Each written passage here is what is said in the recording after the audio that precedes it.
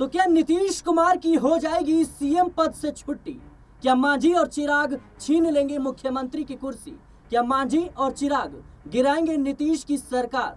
क्या बीजेपी के साथ मिलकर मांझी और चिराग बड़ा खेल कर रहे हैं, और ऐसा खेल जो नीतीश कुमार को सत्ता से बाहर का रास्ता दिखा सकता है, ऐसा खेल जो नीतीश कुमार की नींद उड़ा सकता है? दर्शकों, बिहार में कुछ ऐसी चीजें देखने को मिल रही हैं जो इस वक्त नीतीश कुमार की सिरदर्दी बढ़ा सकती है। जीतन राम मांझी नीतीश कुमार के खिलाफ भ्रष्टाचार यानी नीतीश सरकार के खिलाफ भ्रष्टाचार का मुद्दा उठाते हुए नजर आ रही हैं, तो वहीं चिराग पासवान बिहार चुनाव में उतरने की बात कर रही हैं। चिराग पासवान के जीजा अरुण भारती ने साफ तौर पर कह दिया कि अगर चिराग पासवान को बड़ी जिम्मेदारी दी गई बिहार में तो जरूर वो आएंगे। और ऐसे में मनोज तिवारी बीजेपी सांसद का वो बयान जो साफ तौर पर कहते हैं कि समय आने पर चिराग पासवान की बातों का कहीं ना कहीं आकलन किया जाएगा और उस पर विचार विमर्श किया जाएगा। तो क्या भारतीय जनता पार्टी के मन में कुछ और चल रहा है, और क्या एकनाथ शिंदे की तरह ही अब नीतीश कुमार का हाल होगा,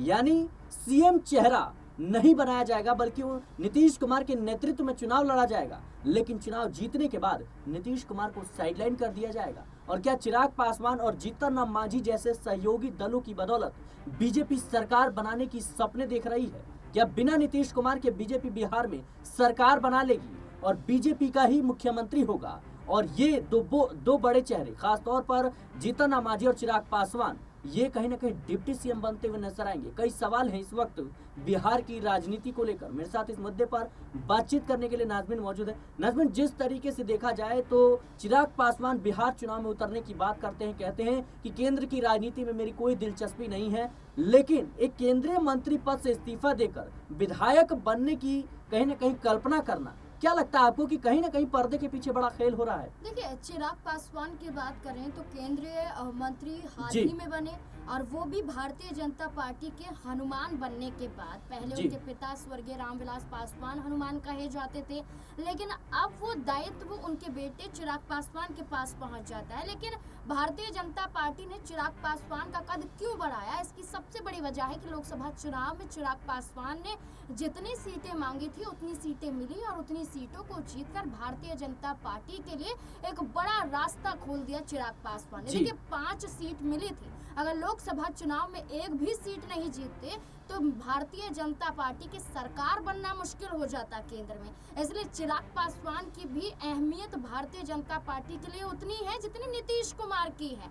और नीतीश कुमार की मानो तो अब नीतीश कुमार भारतीय जनता पार्टी के लिए केंद्र से ज्यादा राज्य स्तर पर गले के फांस बन गए हैं, और भारतीय जनता पार्टी चाहती है कि नीतीश कुमार को कैसे भी करके मुख्यमंत्री कुर्सी से हटा दिया जाए, जिसमें सबसे बड़ा दाव खेला जाता है चिराग पासवान के जरिए।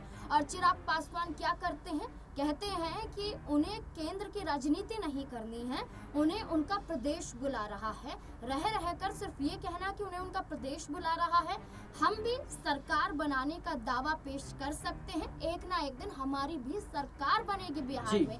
तो चिराग पासवान का अपनी सरकार बनाने का दावा करना तो कहीं ना कहीं गड़बड़ तो नजर आती है कि क्या चिराग पासवान नीतीश कुमार को हटाना चाहते हैं। और क्या नाज़मीन, ये बातें सिर्फ यहीं तक तो सीमित नहीं रहती, खासतौर पर नीतीश कुमार जो शराबबंदी को लेकर के अपना सीना थपथपाते हुए नजर आते हैं, पीठ थपथपाते हुए नजर आते हैं, उस पर सवाल खड़े कर रहे हैं चिराग पासवान। कहते हैं कि भाई ताड़ी को इससे अलग किया जाना चाहिए। इसके साथ ही जिस तरीके से नीतीश कुमार ने जातीय जनगणना बिहार में कराया, उसके बाद केंद्र की मोदी सरकार ने यह फैसला लिया, लेकिन चिराग पासवान कह रहे हैं कि भाई जातीय जनगणना के जो आंकड़े हैं इसको सार्वजनिक नहीं किया जाना चाहिए और बस विकास कार्यों के लिए इस्तेमाल किया जाना चाहिए। क्या लगता है आपको कि कहीं ना कहीं वो नीतीश कुमार की खिलाफत करने को तैयार है? और जीतन राम मांझी जो ये कहते हैं कि अगर हम 20 सीटें भी जीत लेते हैं तो हमारा मुख्यमंत्री होगा। जीतन राम मांझी ये कहते हैं कि अगर कहीं ना कहीं हमें 40 सीटें मिलती हैं और 20 सीटें जीत लेते हैं तो फिर बड़ा खेल कर देंगे। जीतन राम मांझी लगातार इस बात के दावे कर रहे हैं कि हमारा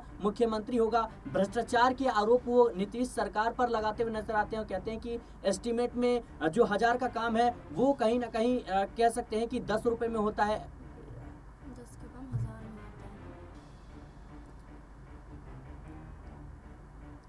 है। और जीतन राम मांझी नीतीश कुमार की सरकार के खिलाफ भ्रष्टाचार के आरोप लगाते हैं। क्या लगता है आपको कि तमाम चीजें जो है एक स्क्रिप्ट के तहत की जा रही है? देखिए, वाकई हम आपको बता दें कि जहां चिराग पासवान को लेकर आपने कहा कि वो ताड़ी का समर्थन करते हैं, इसकी सबसे बड़ी वजह है कि जो ताड़ी का कारोबार है या जो ताड़ी एक तरीके से लोगों की जीविका है, वो पासवान समाज के लिए है। और ये पासवान समाज ओबीसी वर्ग में आते हैं, पिछड़े वर्ग में आते हैं। और पासवान समाज की बात करें तो SC ST OBC ये एक ऐसे वर्ग हैं जिसके लिए चिराग पासवान हमेशा से आगे रहते हैं। जब पासवान समाज ने विरोध प्रदर्शन किया था, तब नीतीश कुमार से मुलाकात करने के लिए सबसे पहले चिराग पासवान ही पहुंचे थे और उन्होंने कहा था कि पासवान समाज को इंसाफ दिलाकर रहेंगे, चाहे नीतीश कुमार से मुलाकात करनी हो, चाहे केंद्रीय गृह मंत्री अमित शाह से मुलाकात करनी हो। और आरक्षण के मुद्दे पर वो खुद भारत बंद का ऐलान करते हुए नजर आए थे। देखिए, जहां चिराग पासवान ने ताड़ी का समर्थन करते हुए ये कहा कि इसे शराब की श्रेणी में नहीं रखना चाहिए, ताड़ी शराब से अलग है, इस पर प्रतिबंध तो जरूर हटना चाहिए। और यही बातें तेजस्वी यादव ने भी कही थी कि उनकी सरकार बनेगी तो प्रतिबंध हटाया जाएगा ताड़ी पर।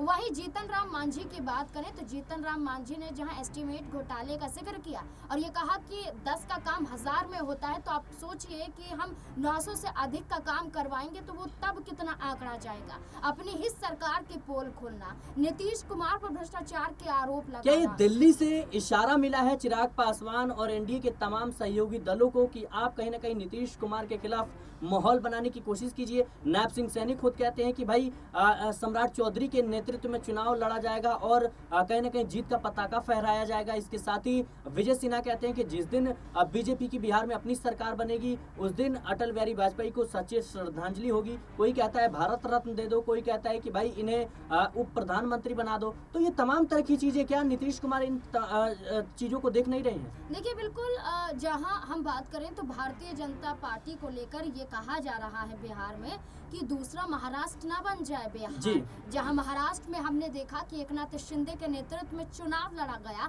साफ साफ एकनाथ शिंदे महाराष्ट्र की राजनीति में विधानसभा चुनाव में अपनी लोकप्रियता को ज्यादा दिखा रहे थे और वो ही प्रचार प्रसार ज्यादा कर रहे थे। लेकिन हमने देखा जब नतीजे सामने आए तो भारतीय जनता पार्टी ने अधिकतम सीटें जीती, दबाव बनाया एकनाथ शिंदे को हटाने का और एकनाथ शिंदे को मजबूरन हटना भी पड़ा। और इसी के आधार पर कहा जा रहा है कि एकनाथ शिंदे का हाल ये बिहार में ना हो जाए नीतीश कुमार के साथ। लेकिन नीतीश कुमार को हटाने के लिए अकेले भारतीय जनता पार्टी काफी नहीं होती, इसलिए चिराग पासवान, जीतन राम मांझी की बात करें तो वो जो दावा कर रहे हैं नीतीश कुमार के खिलाफ, वो यही दर्शाता है कि चिराग पासवान जीतन राम मांझी को क्या बड़ा ऑफर दे दिया है। सम्राट चौधरी का जिक्र तो किया गया, लेकिन राजनीतिक लिहाज से देखा जाए तो चुनाव से पहले ऑफर किया जाना और बाद में मुकर जाना अलग बात है। लेकिन क्या अभी मुख्यमंत्री, उप मुख्यमंत्री का ऑफर दिया गया है? क्या जीतन राम मांझी, चिराग पासवान इसलिए नीतीश कुमार की आलोचना कर रहे हैं? अब नीतीश कुमार क्या करेंगे, ये बड़ा सवाल बन जाता है।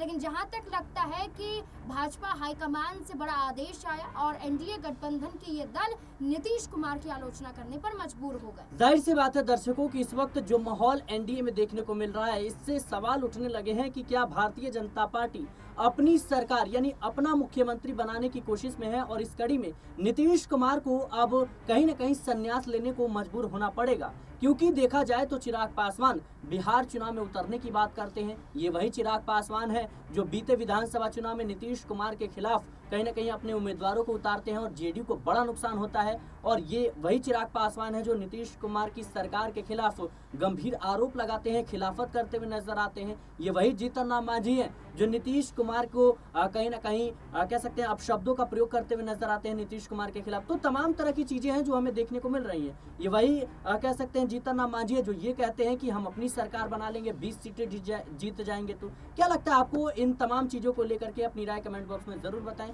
देश और दुनिया की तमाम खबरों के लिए बने रहें नेक्स्ट 9 न्यूज के साथ।